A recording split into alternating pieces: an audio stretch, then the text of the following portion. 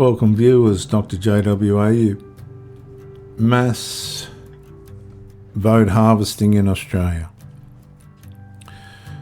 When the Australian story stopped feeling shared. When did Australians begin feeling as though they no longer agreed on the story that held the country together? Every nation depends upon more than borders, laws and institutions. It depends upon a shared understanding of who we are, how we arrived here, and what responsibilities accompany citizenship. That common story once sat quietly beneath everyday life.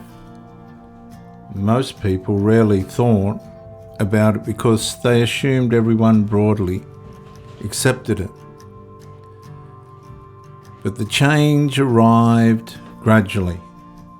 Schools increasingly presented multiple historical perspectives.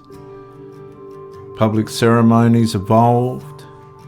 National symbols became subject of debate rather than quiet familiarity. In some cases, they were abandoned. Community conversations became more cautious as people grew uncertain about which expressions of national identity would be welcomed and which would attract criticism.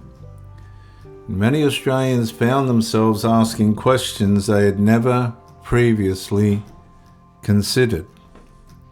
What does becoming Australian actually mean?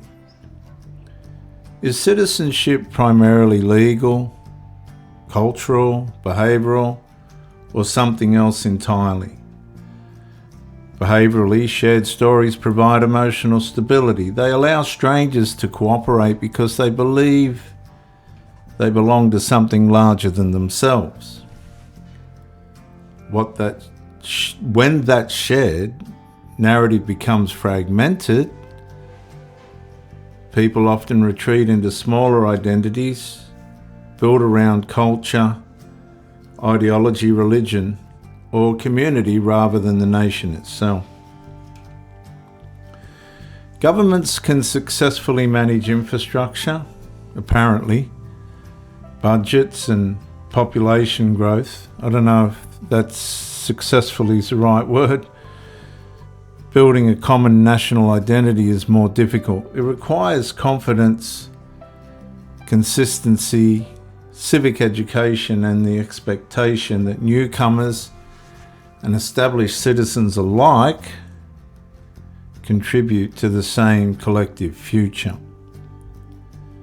When the national story becomes increasingly contested, as it is in Australia and across the Western world, at the expense of the civilians, uncertainty slowly replaces confidence.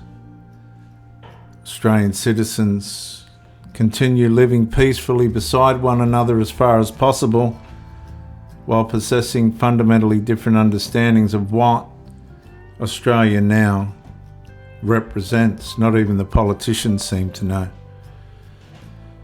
And long before the establishment visibly changed the nation, the story holding Australia together is, before our very eyes, already quietly dissolving.